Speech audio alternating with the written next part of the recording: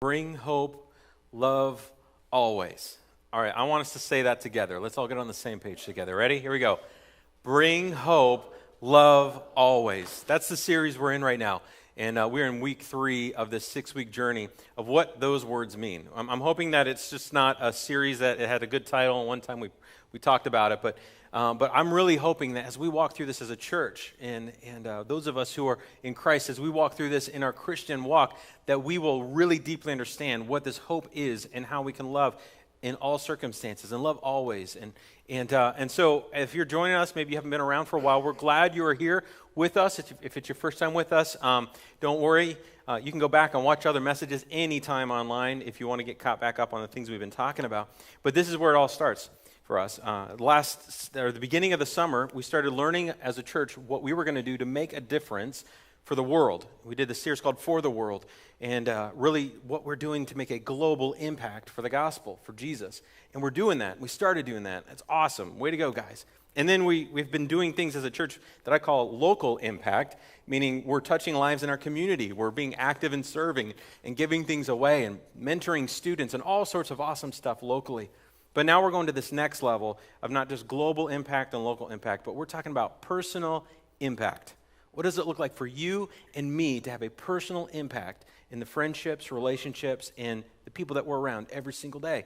What does that look like? Now, I know I'm going to be talking a lot in this series to Christ followers, those of you who are Christians, and I'm glad you're here if you're a Christ follower. And if you're not one, and you're kind of like, I don't know about this God stuff, I'm glad you're here too. I always say you're welcome to come and listen and learn and grow and hear what this is all about. I know sometimes Christians can come across, if you don't like church or if you haven't been a Christ follower, you're not there. I know for some of us, Christians have been those people that we look at that think they are better than others. Anybody ever feel that ever? You know, I grew up in the church and I did, right? And yet what I need you to know is that as Christians here at New Hope, as Christ followers, we don't think we're better. We just think we're better off with Jesus. We have experienced something that he's done in our lives that has changed and brought joy and hope in ways that a lot of us in this room never thought we'd ever experience. And so I want you to know that's our heart as a church. That's why we say things like no perfect people allowed, and because none of us are perfect. we come as we are. And so as we're learning these things, really we're learning what it looks like to live like Jesus. Now this is kind of the foundational verse for the whole series. I've been reading it the last couple of weeks in 1 Peter chapter 3, and we're only reading verse 15 this morning, is this. It says, as Christ followers, it says, always be prepared. What does that mean? Be prepared. All right, there's nothing, that's what it means, all right? So I just want to see if you're awake. It's a gloomy, rainy day, right? Anybody want to stay in bed this morning? Yeah, me too, but we got to get together still, right? We still got to get encouragement and gather together. So always be prepared to do what? To give an answer to everyone who asks you to give the reason for the hope that you have. Always be prepared to give a reason for the hope that is inside of you. And we talked about that in the first week, like hope. Not like hope as in like I hope something's going to happen in my life. We use hope a lot in the you guys remember my illustration because I keep saying it and repeating it, and some of you have blessed me with like coupons to go to Dairy Queen. For some reason, I don't know, but I was talking about like, I hope I get a Dairy Queen Blizzard. You know, you can start your day with a hope that I'm going to end with my favorite Dairy Queen Blizzard. And that word hope really is surrounded by uncertainty. I don't know if it's going to happen or not.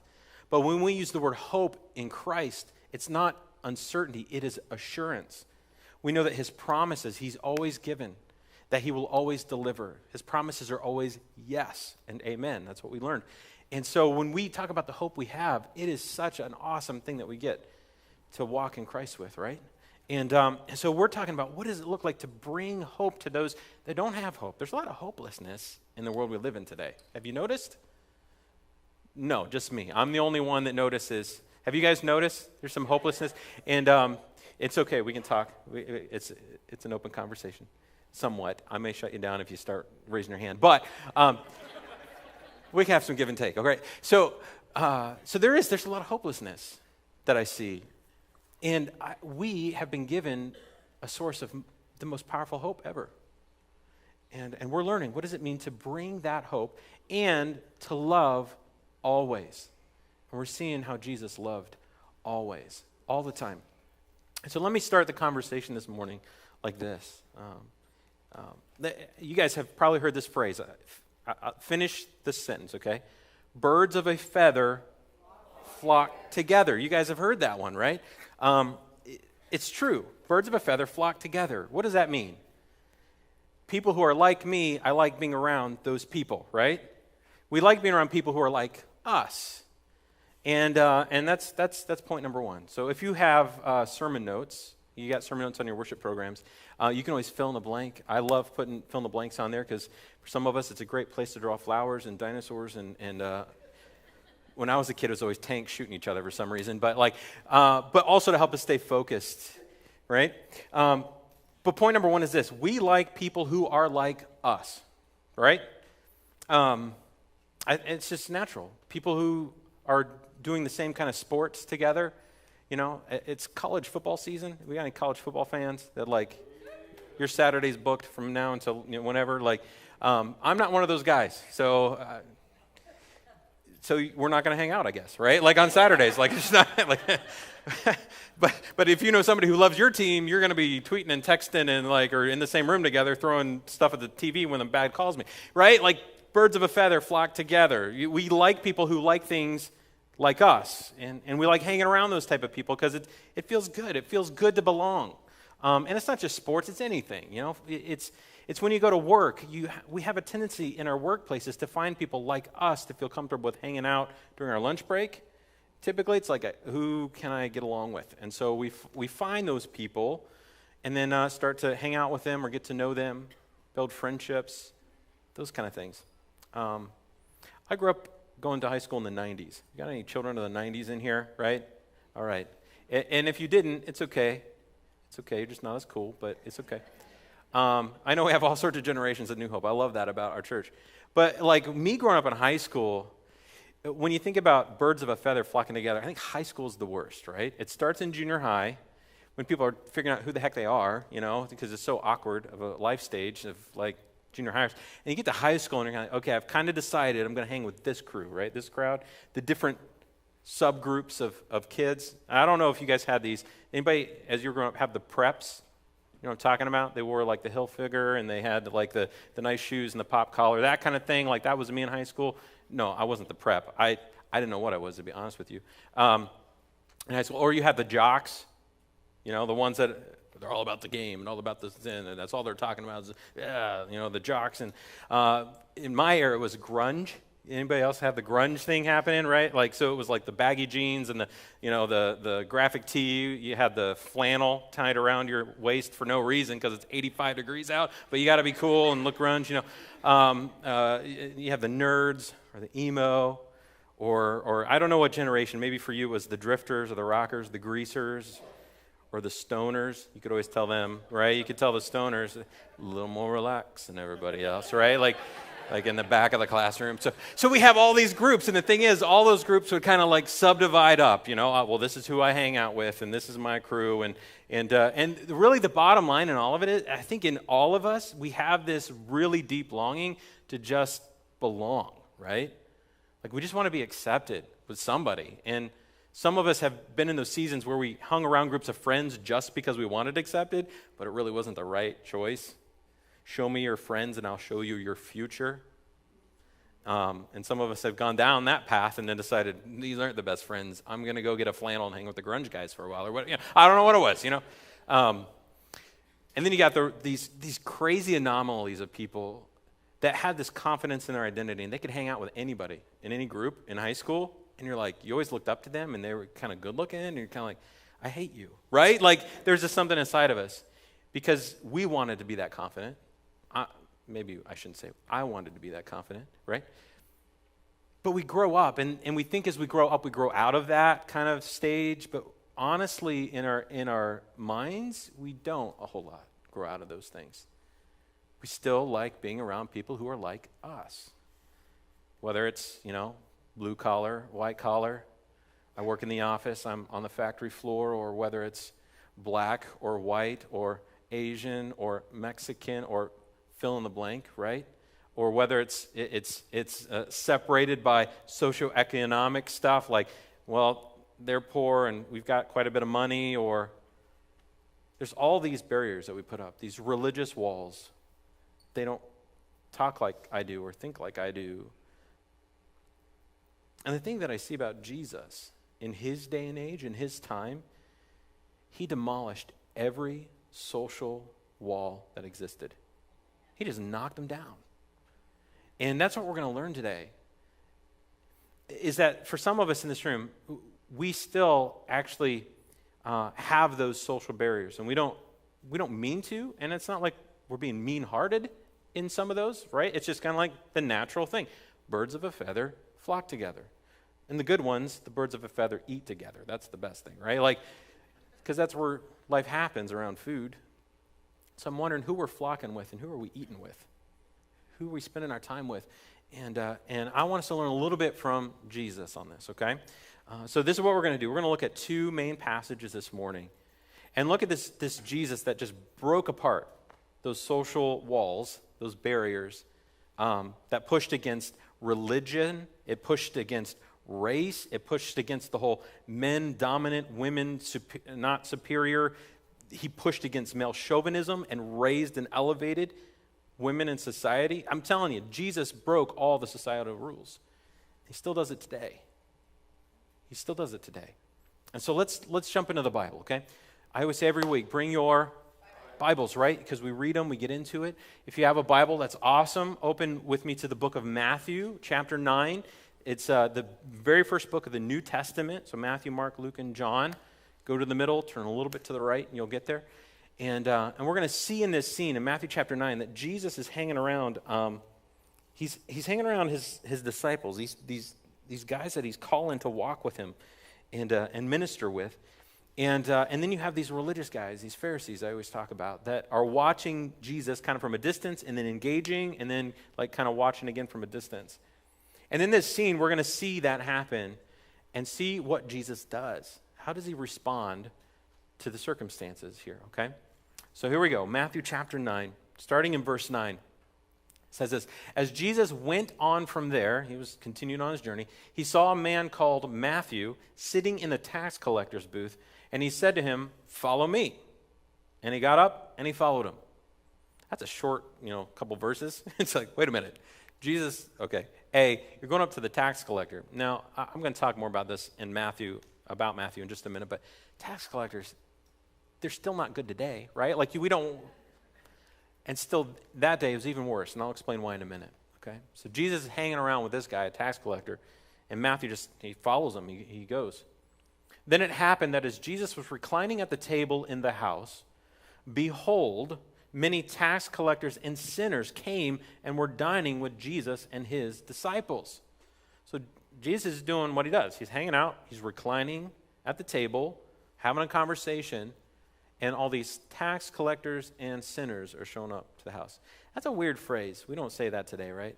Hey, come over to my house. I'm having a bunch of tax collectors and sinners over. It's like, that's not an invitation that we throw out there, right? Like, so I want to understand these words. So tax collectors, they were the ones that were kind of they were the sellouts of the community, the tax collectors. So you had a community that was full of Jews that lived under the law, and then you had this government over top of them, which was Rome at the time, the leader and authority, and they were oppressing these communities that they would conquer and taxing them to pay back to Rome. And they would hire these guys, these tax collectors in those communities to take those taxes from the people to send it to Rome, but they also gave them open reign to say, take whatever you want and put it in your back pocket. So the tax collector could tax whatever he wanted to in that community and then send whatever Rome wanted to Rome. Now, if that was happening in our town today and I was the tax collector taking your money, keeping some for myself and sending it off to Washington, how would you feel about me? Yeah, thank you, right? Like some of you already, I'm talking taxes and you're like, right? But that was it. It was even worse. It was betrayal of their own people. And so when he says he's hanging out with these guys, he's hanging out with the people that everybody else saw as the sellouts, as the backstabbers, as the cheaters. And then it also says, and sinners. That's a pretty general term, right? Like they're saying this phrase was more about those who weren't religious, those who weren't Jews, You're saying sinners. So if I asked you to picture, and I said, I have a group of sinners coming over, what would you picture? Okay. Right? Like, some of you already had some pictures of faces in your head, like, oh, that person is a sinner. They would be in that group, right? Or like a person who does ... Like when we think of the word sinners, we kind of paint like a big, broad stroke of who we think that might include, right? And so Jesus is doing what he does. He's breaking down barriers. And he's having a meal with these guys, the tax collectors and sinners. And then this is where it gets fun. When the Pharisees saw this, remember who the Pharisees are. They're the religious leaders, those Pharisees, who thought they had life together, meaning they had their religion, they had their way to relate with God, they had all their laws and kept them to the T, and they had their systems on how to do that, and they were in and others couldn't be in, and so they thought they were right. It's called self-righteousness, okay? That's who these guys were.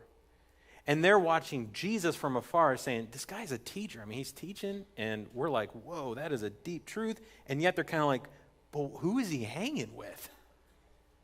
So they may like some of the stuff they're learning, but still they're kind of like, we're trying to figure this guy out.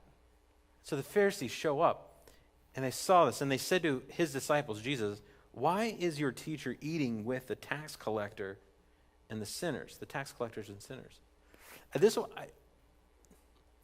I'm trying not to read into the words, but I'm going to a little bit, okay? This is Tim's little take on this. I don't think they were asking because they were curious, you know? It was, hey, we're just wondering, why is he eating with those guys, you know? I think it was more accusation, right? Why is he eating with those people? They're not one of us. And in their minds, the line was very clear socially. The line was very clear, like, we don't mingle, we don't hang out, like, and he's teaching this stuff. Why is he hanging out with them? Well, Jesus hears it, right? But when Jesus heard this, and I'm glad he did, he said, it is not those who are healthy who need a physician, but those who are sick. But go and learn what this means. He gives them homework. I love it. He's like, you all think you know everything. Here's some homework. Go figure this one out. He says, I desire compassion and not sacrifice, for I did not come to call the righteous, but sinners. He puts them he puts them right on the spot. And as he's doing this, as he's like responding to these guys, they're like, why is Jesus hanging out with these guys? I'm pretty sure Jesus had really good hearing, all right? And he's like, oh, I get to respond to this one. Awesome. And so he says, those who are healthy, they don't need a doctor, right? This is logical. But those who are sick, that's why the doctor's there, for those who are sick. And then he says, but go and learn what this means. I desire compassion and not sacrifice. This phrase right here was an attack on their religion. It was an attack on their way to relate with their God, because their way to relate with their God was all sacrifice. I give up this, I sacrifice this animal to pay for my sin on a regular basis. I sacrifice the things that I want so I can learn and study and memorize these passages and read the Torah and go to the temple and da-da-da-da-da. It was all about the to-do. And Jesus is looking at them saying, I'm not here to get that. I require compassion. For I did not come to call the righteous. Now, I don't know if Jesus used air quotes. That's the way I think if I was there with Jesus, I think Jesus would be like, I didn't come to call the righteous, as he's talking to these guys. Because he's like, you guys think you're right. You think you're righteous. I came for these people, the tax collectors and the sinners, the people that don't look like you. They don't act like you. They don't smell like you. They don't live like you. I'm here. This is a big deal, guys, as we learn about this, as we learn about this whole idea of bringing hope and loving always. Looking at the life of Jesus through the Gospels, we see this is how he operates. This was his MO. This is who he hung around. He broke all these crazy barriers in the process. And as we think about this with Jesus, I wonder, how many barriers do we put up in relationships that we don't even realize are so prejudiced against other people that prevent them from hearing about the hope and love we have? I'm just wondering. I'm just throwing that out there. That's not an accusation. If it's anything, it's a finger pointing at me too, guys, okay? So I want us to understand this, okay? I want us to understand who this Jesus was. Because the people he surrounded himself with, it's not, so if I was wanting to start a brand new church and get like a lunch team together and like get the best leaders around me, and like that's what I would want to do, right? I want to get the people who are like gifted, who have already proven themselves, who have all their act together, and put the smartest people in my inner circle, so that way it could be like awesome to launch and grow and all this kind of stuff. Like if you were launching something new, is that not what you would want to do? And yet this whole movement of the church, this whole gospel thing, that's not what Jesus did at all. Do you want to know who he called? Who his best friends were? The guys he hung out with? Do you want to know? Yeah? Okay, this guy does. I don't know. Anybody else want to know? Okay, so let's talk about these guys. We're going to talk about who were Jesus' friends. You can write that down. Fill in the blank there. Who were his friends then? Because he was given an accusation in other passages from these Pharisees as they looked in. He said, who is this Jesus? He's a friend of sinners. It's like, ooh. I bet Jesus was like, ooh. No, he wasn't. That was like seventh grade. Ooh, kind of thing. But I'm wondering, he was accused of some things in relationships that I think a lot of us don't ever get accused of. I think we're missing out on what God might want for us. And so I want to tell you about the guys, some of these guys, just real quickly, that he got closest to. These were his disciples.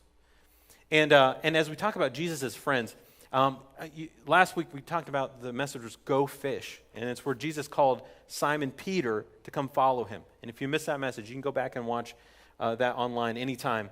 But I want to tell you about this guy, Peter. Peter is my favorite disciple because he gives me so much hope in my life, right? Like, because here's who Peter was. As we read about him and his personality, Peter was a fisherman grown up. That was his job. He was a hard worker, and when he was called out of fishing to follow Jesus, now all of a sudden he's in a brand new thing. He's not fishing anymore. He's in ministry. He's with this guy, Jesus. Everybody wants to be around this guy. And yet, we learn about him. Peter, from what we understand, was a loudmouth. Have you ever known anybody who just like is really loud when they talk? And like when they talk, they really love the sound of their own voice, right? Nope, don't point fingers. That's not why we're here. No, I see some people laughing and no elbows, all right? We do not need marriage counseling after this, all right? So, and I'm not even looking at certain people. So like loud mouths, right? Like Peter was one of those guys that whatever would come to his mind would come out of his mouth instantaneously. It was like speak first, then ask for forgiveness later because of what he said, because he would just, boom, it would just blurt out. And he was probably one of those guys that like really liked his stories. Have you ever been around people who like one-up in the story? It's like one dude tells a story and like, oh, I caught a fish this big. And there's like, I caught a fish this big. Like that's the kind of thing we see with Peter. He wants to one-up. He kind of has this personality. And he's a loud. He speaks way before his mind can catch up. And he speaks out into circumstances. He thinks he knows the right answer, so he just jumps for it. And yet so many times Jesus would be like, oh, Peter. I wonder how many times, man, don't you wish you could have been there? If Jesus had oh, Peter, because that's what I would feel. He probably looked at him with love and grace. But there's this moment where Jesus is just telling his disciples, this is what's going to happen to me. He's going to be arrested. He's going to die on the cross and all this stuff. And like Peter's like, never, no. And he's like, that will never happen. Because Peter wants what Peter wants. And Jesus rebukes him and says, get thee behind me, Satan. Peter, a knucklehead. And then these other two guys. Last week in the story, when Jesus called Simon Peter, there were other two guys with him, and their names were James and John, sons of Zebedee. And Jesus gives these guys a name, and it's one of the coolest names in all the Bible, I think, because Jesus calls them the sons of thunder. Yeah! like sounds like a rock and roll, like monster truck explosion thing, right? Like the sons of thunder. And like, we don't know, we have some inference of why he said that, in the scriptures. We don't have exactly when he calls them that. Well, this is why, and this is why he said it. But what we do see with James and John is there's some personality traits that makes you think they were called sons of thunder because their temper would just go, whoosh, right? Their fuse was, and then they would blow. There was this scene where Jesus and his disciples were going to go to Samaria, and the Samaritans didn't want them to stay there, and so they had to leave. And this is what James and John looked at Jesus as they were leaving and said, they were ticked, all right? They're ticked. They're like, we were going to stay here. We're going to Jesus, do you want us to call fire down from heaven and burn this place up?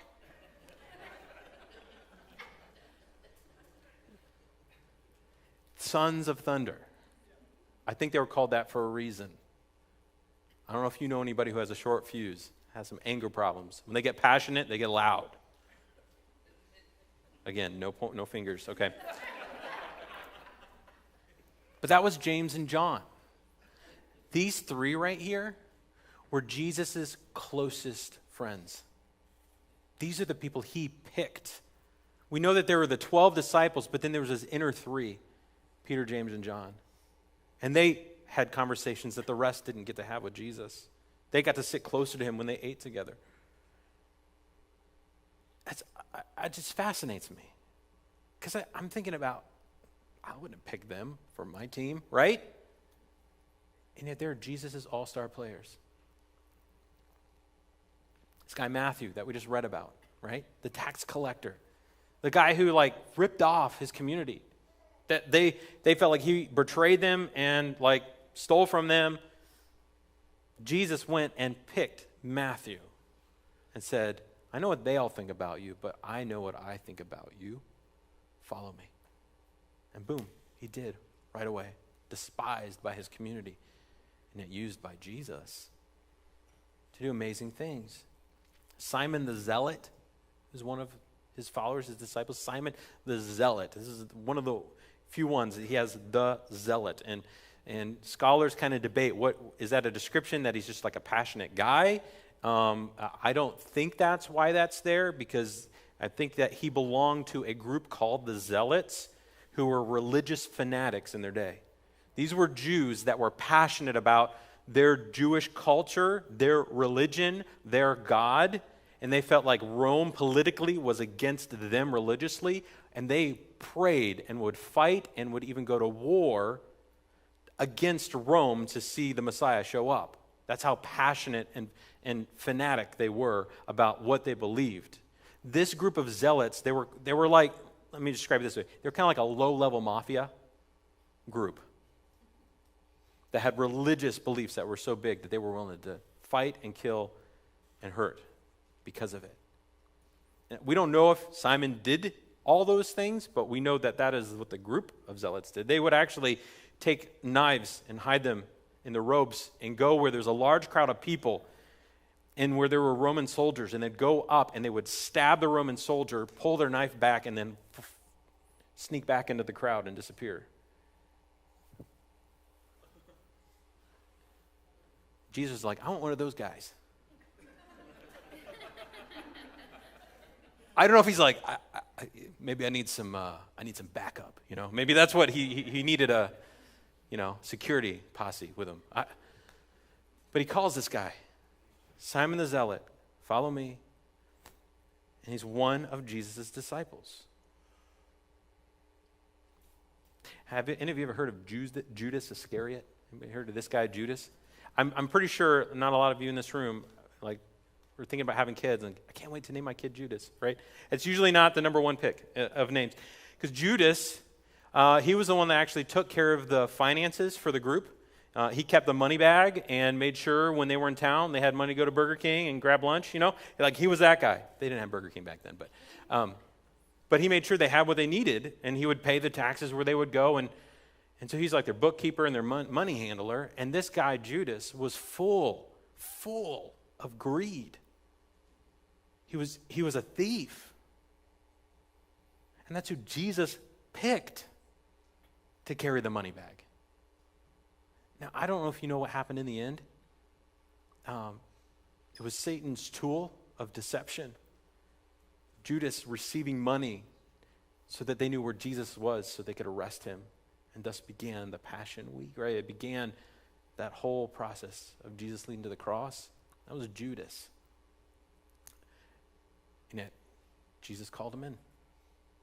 I don't know what you guys would think if I said, hey, we have a new bookkeeper and somebody's counting the money, and don't worry, they have like lots of, they've stolen a lot of money from other churches, and they've, they've kind of like done a lot of bad things, but it's okay. How would you guys feel? We're going to another church, right? Or why is giving going down? I don't understand, right? And yet that is who Jesus picked. All social barriers, all of these thoughts of who people were in society and in the culture, he demolished them. He spent time ministering to and talking with women in a way that they would have never done culturally. I'm telling you, he broke all these crazy barriers as he did these things. And with these disciples, not only did he just call them to follow him, this is what he says about him later in John chapter 15, verses 12 through 17. He's talking to his disciples, the guys that he's walking with. He says, this is my commandment, that you love one another. That's his commandment to them right then. He's like, love one another, just as I have loved you. How did he love them? Perfectly. Crazy to think about the love he had for these guys as he walked with them, as he saw their imperfections, as he had Peter moments or what, he loved them. He loved them. Greater love has no one than this, that one lay down his life for his friends.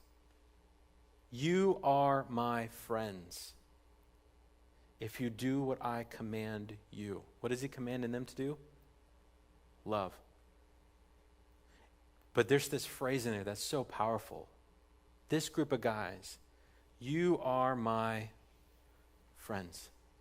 Let's keep reading.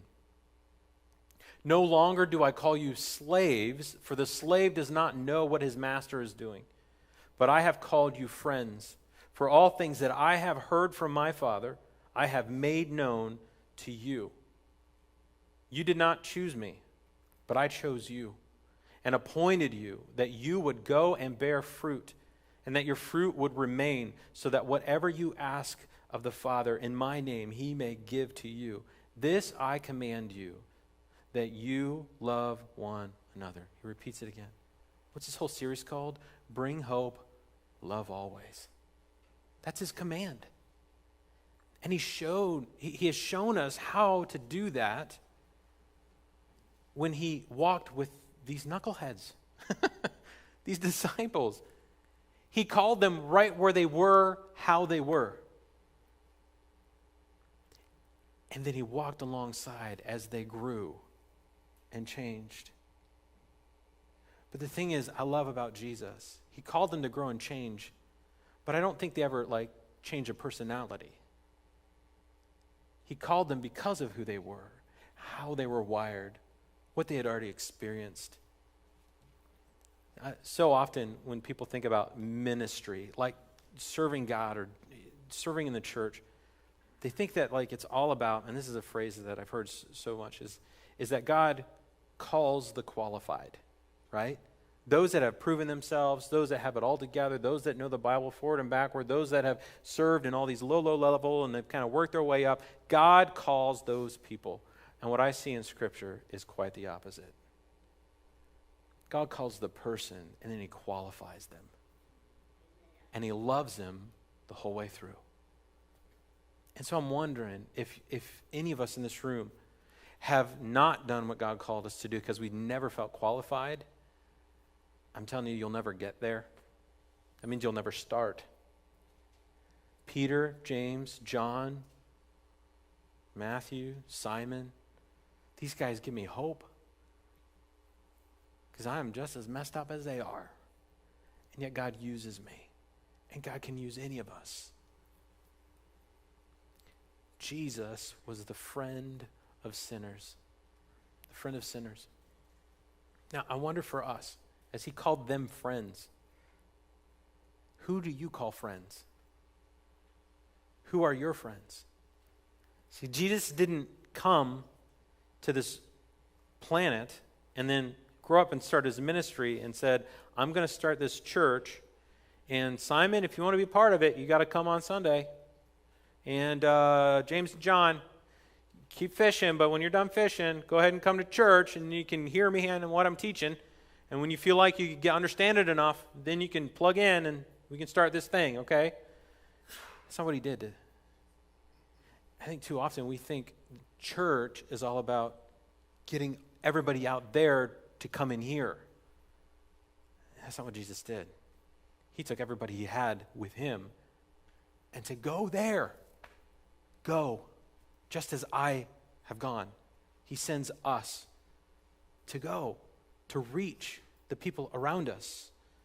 I love what Warren Wiersbe says. He's a pastor and an author, and he says this: many Christians today think that our task is to open the church doors and invite sinners to come to us. But Jesus instructs us to go to the lost men and women with the message of the gospel. There's a danger that separation becomes isolation, and then we fail to contact the lost sinners around us. Birds of a feather flock together. I've seen it in churches my whole life. Christians become Christians, and then they hang out with their Christians, and they forget that there's a whole lost world around them. That's not our call as a church. I don't think that's a call of Christ on Christ followers. He has sent us to be friends to sinners. And maybe some people that don't look like you or smell like you or have the same color of skin as you or speak the same language or even believe the same religiously as you. God just may call us to do what he did and not worry about all these social lines and be friends to sinners. Man, I dream of a church. I dream of a church where colors and language, and whether you're a man or a woman or rich or poor, or where we all worship the same God together. And all those lines just disappear. Because I think when we get there, we look just a little bit more like heaven. And if you don't like those things, I'm telling you, you're going to hate heaven.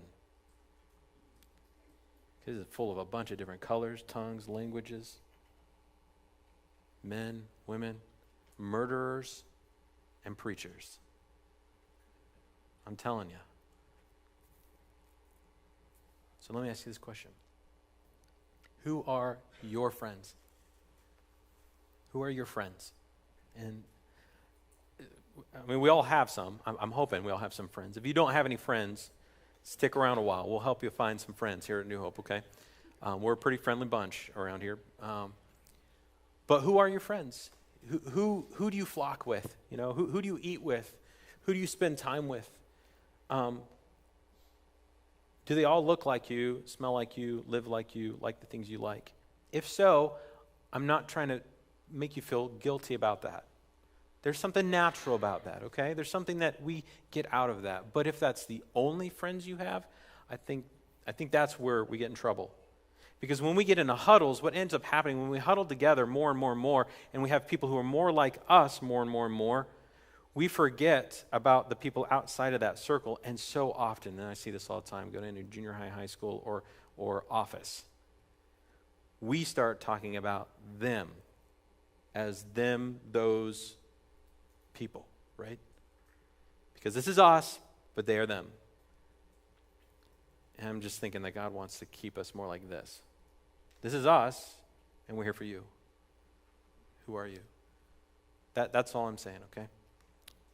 That's all I'm saying. Who are your friends? And who are your friends who need hope? Who's around you?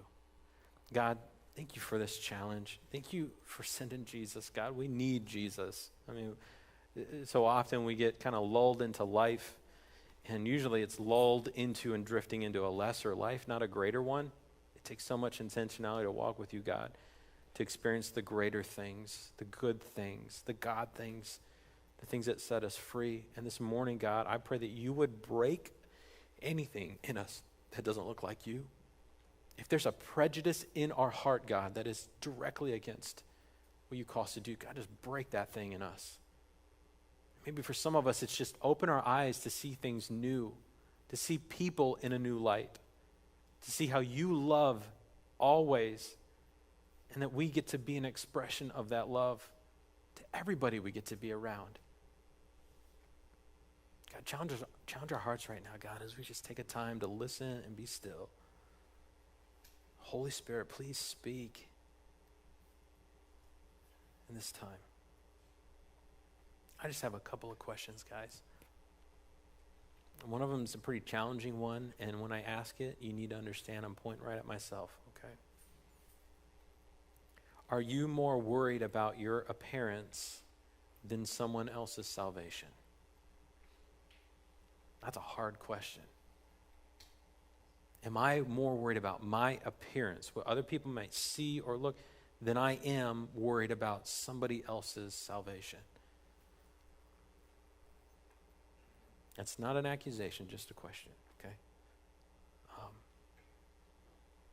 And then my prayer is going to be the same prayer as we respond. God, open our eyes to see our friends through your eyes. And God, to see where we need new friends who you are calling. That's the challenging prayer. I gave you homework last week for those of you who are here. As we think about who's closest to us, who are friends.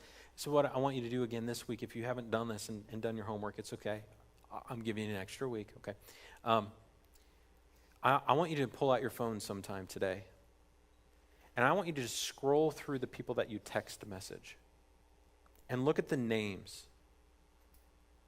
And as you do that, I just want you to pray, God, who of these people who I regularly am texting or contacting need your hope? And how can I help them see it? And just start praying for them. Or maybe it's going on your social media somewhere, Facebook, or Twitter, whatever it might be, and seeing the people you engage with a lot, or people who like or friend you, or whatever it might be. And just scroll through and see some faces and see if God might open somebody up to you to say, I think God's asking me to be the one that brings hope.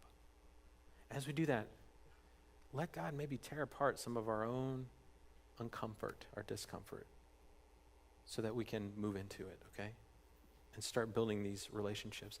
I defined the word last week, passion. I want us as a church to have a passion for sharing the hope and bringing love always. And this is what this word means, passion. It's a strong feeling of enthusiasm or excitement for something or about doing something. And I want us to have a passion and excitement and enthusiastic for Jesus and doing something for Jesus, reaching the lost around us. And so we're going to sing a song in just a moment. And as we sing, as we worship together, just let God keep speaking to you. Maybe even say, God, show me a face. Show me somebody right now that you know that I need to speak life into and start building a relationship with. And let him do that. We're going to sing a song. There's two words. It's a hymn called Blessed Assurance. That's the hope that we're talking about. Our story as Christ followers is that we have this assurance that is so blessed from our God that he's given us this salvation that we've received. Let's not hold it to ourselves. Let's release it and be for the people to bring hope and love always. Let's stand together as we spend that time of response and worship. God, continue to meet with us. We so often get lulled into complacency and comfort, God, and this morning I'm praying that you may bring us to some healthy discomfort. That if there's something that needs broken out of us, that doesn't look like you, that you would do it, that you would break it out of us. God, if there's somebody that we need to be the one that brings hope to, that you would bring their name, or even their face, into our minds right now. And God, as we sing this song, let it be our proclamation to you and to each other that we have received this just amazing gift of salvation. We don't deserve it. We haven't earned it. It's just what you give. So just lead us as we worship. in His time.